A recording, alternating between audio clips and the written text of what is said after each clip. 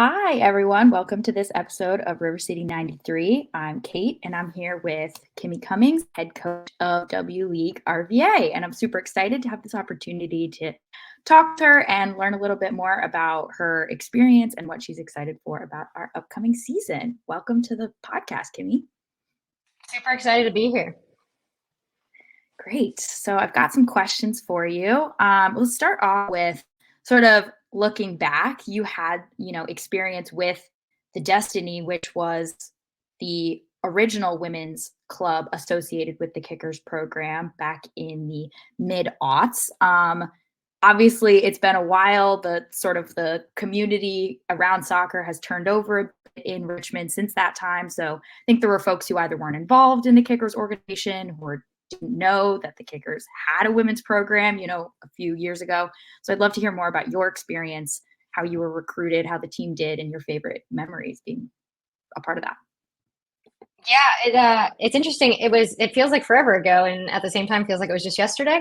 I was actually playing in college at East Carolina at the time, and knew Jen Woody at the time was coaching. Knew her, knew a bunch of people just growing up in the Richmond community that were playing and really wanting to stay sharp and maintain a high level, get to play with different players, different atmosphere than the college game, and so that was sort of what attracted me to it originally. Knew Robbie Prop obviously back then as well, and so having grown up in the Richmond community, connected already. And so getting to play during the summers for me was just kind of the ability to stay sharp, stay kind of just connected to the game. I think there's no way to replicate the game versus just playing it. And so having that experience, getting to play with older players, getting to play with players with more experience, players that went on to play pro, for me was just a unique opportunity. And I'm excited to have a pre-professional team back in Richmond for multiple reasons, which I think we'll get to throughout this. Yes, definitely. So you stayed involved with the youth system in Richmond and with Richmond soccer generally. And that involvement was a major factor in your hiring as the head coach. You mentioned in the interview you did with W League RVA that you were already hearing from youth players about how excited and interested they are in the fact that we're bringing this program to Richmond. So I'm interested to hear more about how W League RVA will be engaging with the youth system here in Richmond, either during the season and sort of year round. Yeah, that's a great question. I'll take us on a slight detour to get there. And with Richmond United, one of the things that we've introduced this past year is some of the professional players from the Kickers pro team into our environment as assistant coaches. And I know when we first introduced Dakota Barnathan as my assistant coach, the girls were super excited to have someone that they knew, like personally knew, and watch them play in City Stadium. And so flash forward to where we are now. W League gets announced, and immediately I'm getting text messages of like, "Oh my gosh, we're going to get watch you coach! Like, how cool is that to watch you coach in the stadium?" And then the wheels started to turn for them a little bit, and they were like, "Wait a minute, could that be me one day?" And so I think just giving young females something to strive for, whether they play for Richmond United, they play for Richmond Kickers, they play for Richmond Strikers. For me, it's whoever plays in the youth game. We've got so many clubs in the area. Giving young females something to strive for, something to go watch where they can picture themselves doing that one day is something that isn't to be taken lightly. With regards to Richmond United as a whole, obviously, we've got very talented players within the club, players that have high aspirations to go play professionally one day, to go play in college at Division I, Division III, it doesn't matter, and continue to play their playing career. And so being connected within that environment is going to be super important. Giving the girls something to strive for, something that they're then excited to go watch be replicated. And I'm really excited for the day where they're sitting in the stands and they either see one of their teammates or they themselves find themselves sitting in the locker room. I'm super excited for that. I'm super excited just for a lot of the alumni that have previously played for Richmond United to come back and be involved. And they obviously are still connected to the program. So for me, that's probably the most exciting thing for these girls to then see. They initially went through this like, holy cow, we're going to get to watch you coach in City Stadium, to like, wait a minute, we might see ourselves play there one day. That's really great to hear. I know it's a small thing, but one of the things I notice from at the Kickers matches is that even a lot of the ball kids are boys more often than not. And so even the opportunities for more girls to be ball girls, to be able to sit sort of on the field, up close and personal and feel involved in this sort of pre-professional, even that exposure, I'm excited for more parity there in terms of the opportunities and for small aspects like that. Yeah, 100%. I mean, obviously, I love the game of soccer, and that's why I coach, and it's why I played. But more importantly, why when I was done playing, decided to coach. And so, I remember being a ball girl for in City Stadium when I was much younger. I have actually many pictures of me being a ball girl at midfield, which is this full circle moment for me. But I think again, like bringing in young female teams, older female teams, it doesn't matter, but teams together where they get to see the environment and really creating that game day experience for me is something that's just incredibly excited having grown up in Richmond. Yeah, that's a great transition to the next question, which I asked Madeline about as well. But hearing what goes into developing an environment behind the scenes that prepares players for that future professional environment, sort of what that looks like from training or the game day experience, or maybe off field expectations for like community engagement, or if it's more intangible around things like the attitude and their mentality. All of the above, maybe. I'd just love to hear what your plans are for that. All of the above is going to be the initial answer. Yes, all of that. And really, like I think the heart of everything that Madeline and I consistently talk about, and that we talk with the leadership is 100% around culture and building this in a family type environment, but also being beacons and kind of models for what we want youth soccer to look like in the area and what we want girls to be striving for. So making sure that we're creating that culture that is the representation that we want it to be is super important, and kind of building that camaraderie. It's a very short season; it's condensed, and so it's important that one we hit the ground running. And so culture and how we build out that team is going to be incredibly important. And then from there, it's just again once you hit that ground running and you've already built the foundation of a culture, and then you're just being a representation of the crest on the front of the shirt. For me, that's super exciting and something that we have to have at the forefront as we build out the team. Great. Yes, looking forward to seeing how that manifests on and off the pitch, as the season gets closer. Next question. So I know it feels like, when this discussion first started, opening day was so far away, but now here we are in 2024. It's already February. So I'm assuming there's a lot moving behind the scenes in terms of preparing for, that first match. Does the club have a strategy in mind for finding players, for example, whether or not that's focusing on specific sources, like the combine versus youth programs versus college programs, or a balance of experience, youth, Richmond talent as a priority? So interested in hearing more about what goes into building a squad.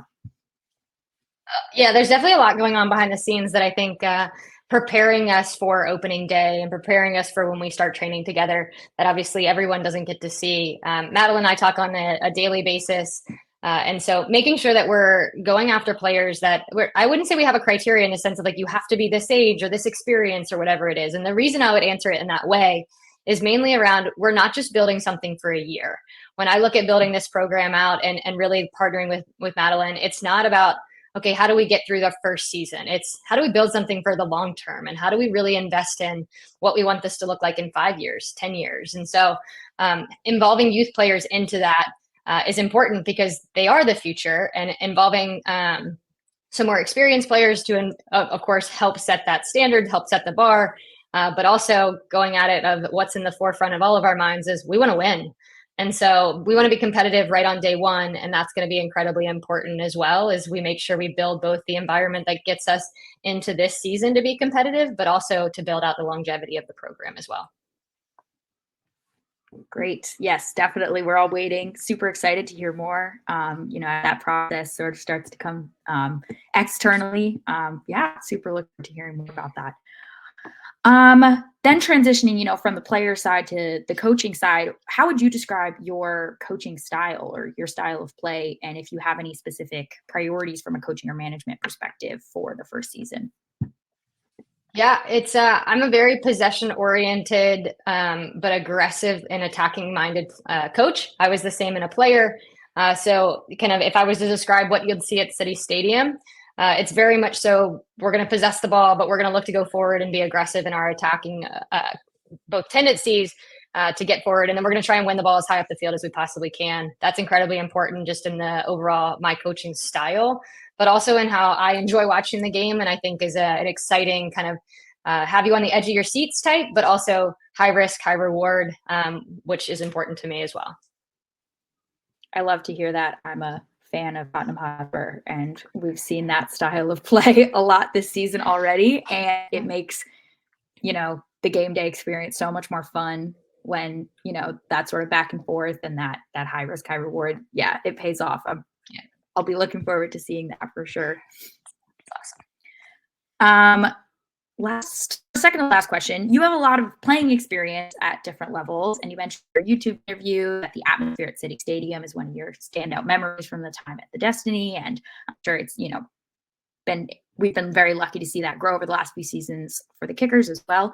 So I'd love to know what makes an atmosphere great for you, and how you hope the supporters bring to City Stadium this season to W League RVA. It's a great question. I think there's two sides of that. One of it is like the expectations that I would have for the players to bring to the fans, and the other side is what do I want from the atmosphere. I'll start with the players first. The expectation that I would have for the players is that they're really fostering that environment of getting involved with the fans. When we celebrate, I want to celebrate with the fans. When we win, I want to celebrate with the fans. When we lose, I want the fans to have our back, right? And so, and hopefully we're not covering that last space, right? But that's the biggest part is the fans are going to invest time in us. It's important that the players invest the same time right back. And it's a two-way street in my mind. From the fan side, I think packing City Stadium on whatever night of the week or the weekend is going to be incredibly important. Building that kind of fan base and where the girls are excited to play in front of a packed stadium, and then building that kind of your dinner table type name, right? Where the players are being talked about and the girls are talking about players and that sort of thing is going to be incredibly important. But I think that's when I think about playing for what was then the Destiny team, I vividly remember the celebrations in the stadium and the excitement that came about that. I think if we can build even more of a fan base around it, it's going to be an atmosphere that can't be replicated, which I'm super excited about. That's great news to me, because celebrations are my favorite parts of the game, and something that across sort of the women's game, I see a great area for improvement. I'm super excited to hear that involving the fans in celebrations, both during the match and after, is a priority, because that's something I hope to see at all levels. And so far, haven't necessarily been impressed every time I see it. So super, super excited, because I know that that's one of the most fun parts about being in Section O, for example, is when the players come over and involve the supporters after a goal and after a win. So I'd love to, build that relationship with the W League RVA players. 100%. I think that sort of leads us to the last question, which is what you're most excited about for this season, both on and off the pitch. There's a lot. I'm excited just to hit the ground running. I think starting anything new is incredibly exciting, and there's going to be a ton of people willing to help all over the place. And so that, to me, I'm incredibly thankful for already. Two, just the excitement around bringing a product to the environment and to Richmond that we haven't had in a long time, and that's something completely new as well. And so a lot of people, I think, want to compare what was Destiny and what is this, and it's completely different in my mind. And so growing off of that and building off of that for me is super exciting. And again, like I mentioned earlier, just creating something that young women have to aspire towards is something that shouldn't be taken lightly. So I'm excited. I think I've previously said, what am I most excited about? Win the whole dang thing. I'd love to do that. So that would probably be my anchor point right there. Great. I know that we'd love to see that as well. And I know that the supporters will be behind you all the way in making that happen. Super, super excited about this, and really excited to, as we hear more news coming out of WRVA over the next few months in the lead up to opening day, to have more conversations and talk to you more as more things sort of fall into place. Thank you so much for your time. Really excited to share this with our supporters and more fans of the club. Thank you for your time. Thank you. It was great to meet you. It was great to hit the ground running. I'm excited for more of these, and it'll be great. Yes, it will.